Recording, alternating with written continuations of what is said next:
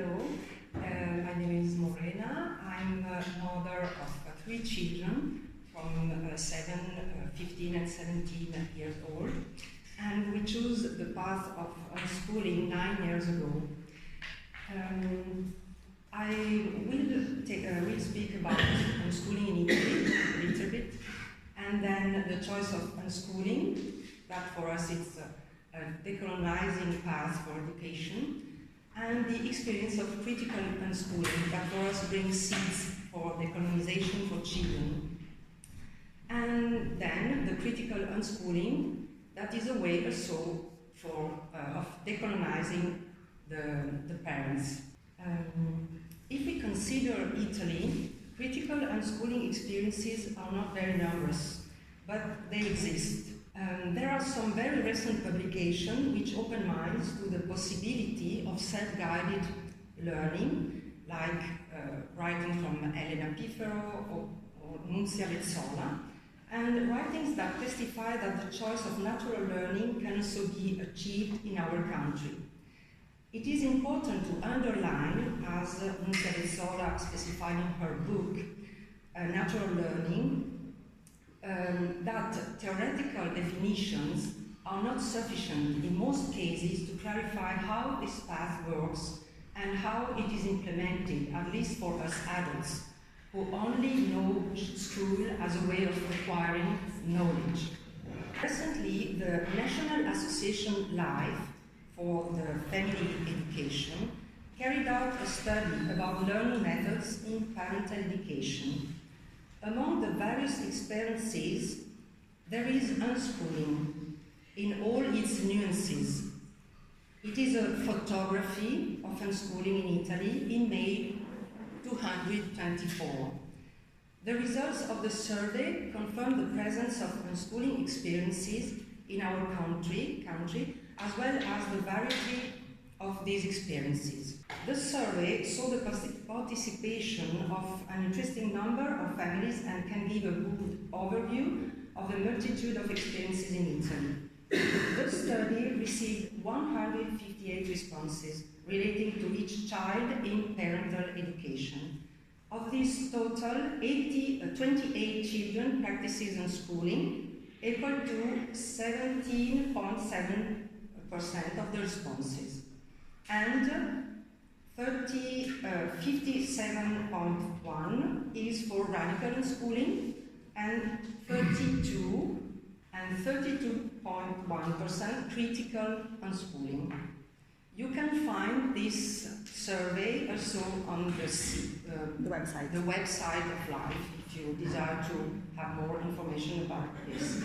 All over the world, theories and experiences encourage parents who choose unschooling for the growth of their children, a path that is sometimes not easy to practice, I can confirm that, in our scholastic society. But when you manage to live it, it is a fascinating experience of decolonization for parents and children, because each experience is unique and inimitable, as each child is. One of the great advantages of homeschooling or unschooling is the ability to personalize the learning experience. It allows for a tailored education that meets specific needs and interests of each individual students. Also, unschooling is the approach that emphasizes the child's interest and passion. It allows for a more self-directed learning experience where the child takes the lead and deciding what and how they want to learn. It promotes curiosity, exploration, and independent thinking. Like many other families in the world, our adventure did not begin with prejudices against traditional school. But following experiences that led us to deep reflections and changes in our family life. So we didn't intentionally start with unschooling. Unfortunately, our children showed signs very early that they were not comfortable in the school environment. Trying to better understand what was happening, we saw that their learning times and methods were not respected. As we know, everyone is different, and also has different ways of learning.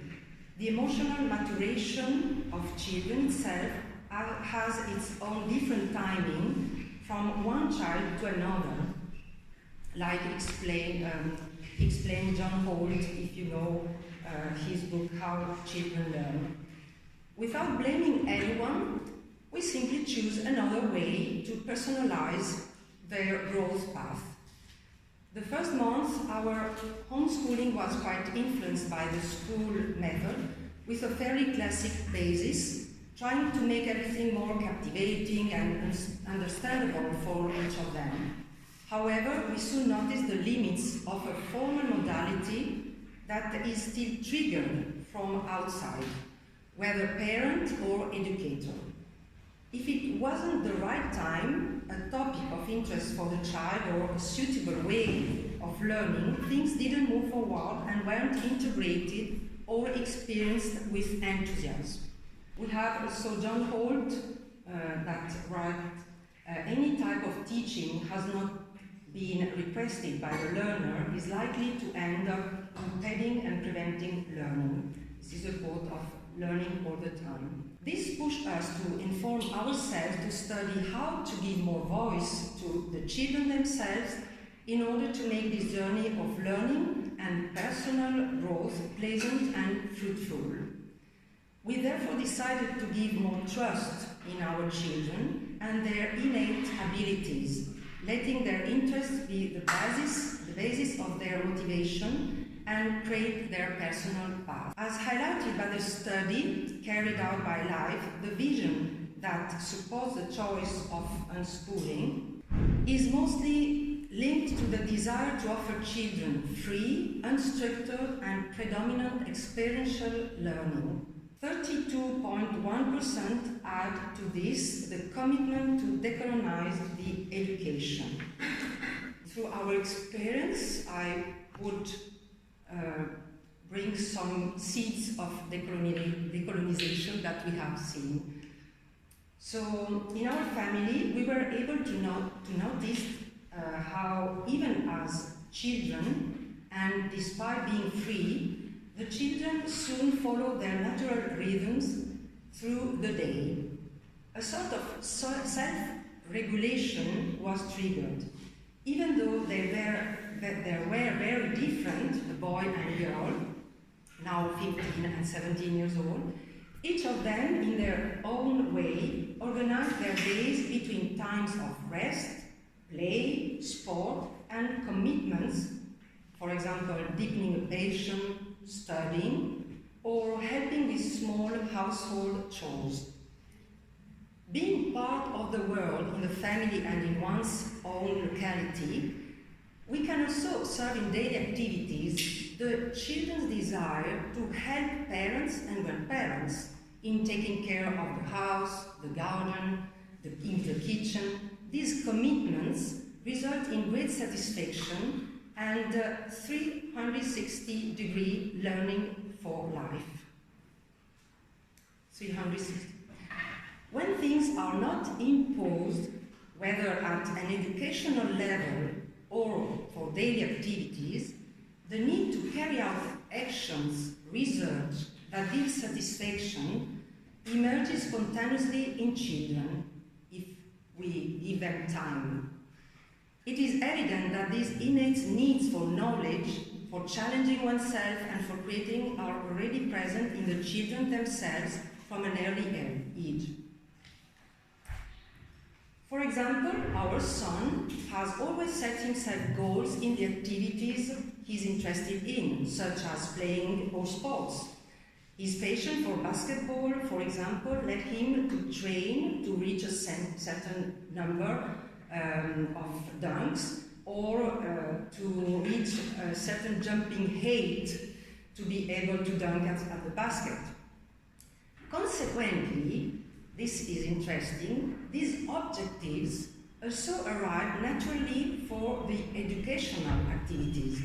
For example, reading a certain number of pages of the favorite book, even though reading is a wake point. Rewards, such as grades, competition with peers, are not always necessary to create the desire to learn. What intrinsically drives learning are the goals that a child or young person sets and wishes to achieve, and above all, the interest in a given topic.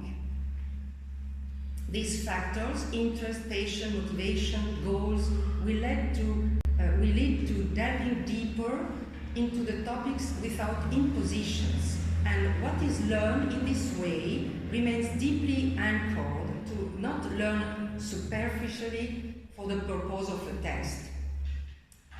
And so it's interesting that about some difficulties, some situations seen as problematic in a school environment can be resolved spontaneously by letting children experiment and find their own path. Even in the shared digital world, with the necessary dialogue between parents and children and explanation of the need of balance in their use for their health, you will be able, like said by André Sten, to see in young people who are not looking for an escape from the world because they are happy in their world, that experience and listening to themselves will lead them to self-regulate. In the balance of their days, they will feel the innate need to set times and rules for themselves, favoring sports and outdoor activities in company as soon as the opportunity arises. In the study carried out by LAIF, it emerges that the objectives for facilitating social relationships, friendships, volunteer activities is strongly felt by unschooler families. For our eldest daughter, for example, the digital world encouraged her to write a book in English because she was able to learn from various experiences and listen to videos of American and English writers. First, she started learning English thanks to her great passion and through films, videos, music and novels in English. And then she dedicated herself for more than 2 years to planning the characters, writing the plot and the various chapters. A dedication and organization that went beyond all expectation at the age of 14, 17 years old. For both our children, the digital world was a means to learn, explore, broaden horizons, experiment. But the aim is always to improve real life and not to replace it. For our older children, because there is also the little one, this self-guided learning experience has concretely led to great autonomy in managing also time and activities. Also in the study, maturation was evident around age 13. At a certain point, we also saw the desire for more formal learning arise naturally to deepen their interests, but not necessarily with someone who teaches. Examples of interest for our children are pastry making, languages, biology, sports and nutrition, history, geography, science, mechanics, so various. Autonomy manifested itself more and more as they grew up. Living in the community environment of our area, they have desired to push themselves to be independent, to go shopping, go on bike rides, to the library, and then take extracurricular courses also with kids who go to school. In this regard, the LAIF survey highlights that 53.6% of unschooler children have a lot of autonomy in everyday life in relation to their age. Listening and discussing with the family in everyday life are also very important for us. Taking the time to listen to what your children have to say, asking and talking about it, each with their own vision, nourishes an autonomy of thought that is welcome and shared. We talk about the various experiences of daily life, work, current events. We look for information together to delve deeper into some topics that are important to us at that given moment. an exchange of ideas and experiences that enriches the whole family, even the youngest sister who is involved in this family experience. Another example, here is a quote from Optimal Parenting. Another example of autonomy is when teenagers express their opinions, not the same of the values of their parents. They need to inform of the need of their self-discovery. Autonomy means self-government. Autonomy means self-government. It doesn't mean isolation or separation. So as parents, we can understand that our children need to do different experiences and not the same as we had done in order to grow and understand the life. We have noticed some characteristics that emerge from this experience of your unschooling, and I can say that the main characteristics are patience, perseverance, dedication, and determination in achieving certain goals that everyone sets for themselves over time. Furthermore, learning in this way allows the notions and the experiences to take root in the young people. I speak about also the respect for physical learning times, because, like I said before, we need to give time to our children in order to permit them to express themselves and find their own path. And I think the thing more important is that we are the people that need to decolonize the most. Natural and critical learning helps to decolonize us, parents, driven by the wonder of their children's journey, going beyond everything that was imposed on us during our childhood. In fact, we need to open ourselves up and mentally stretch ourselves to flow with an unschooling experience. We need to deschool, decolonize ourselves.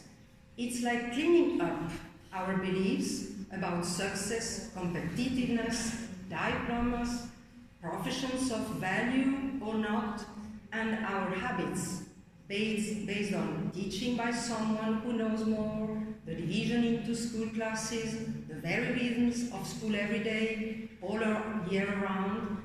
And it's a huge opportunity to discover the world of natural learning and its biological characteristics and increase confidence in children. So we can say that this experience of ours has brought and still bringing great lessons to both adults and children. And I can testify that this experience of unschooling, of unschooler parents, is a challenge to the colonial conception that children can only learn if they are taught, and can only grow to be fully capable adults by following the path that society has defined for them. Children and teenagers, on the other hand, show us that they are full of precious and innate resources which we can even begin to understand ourselves. Thank you very much.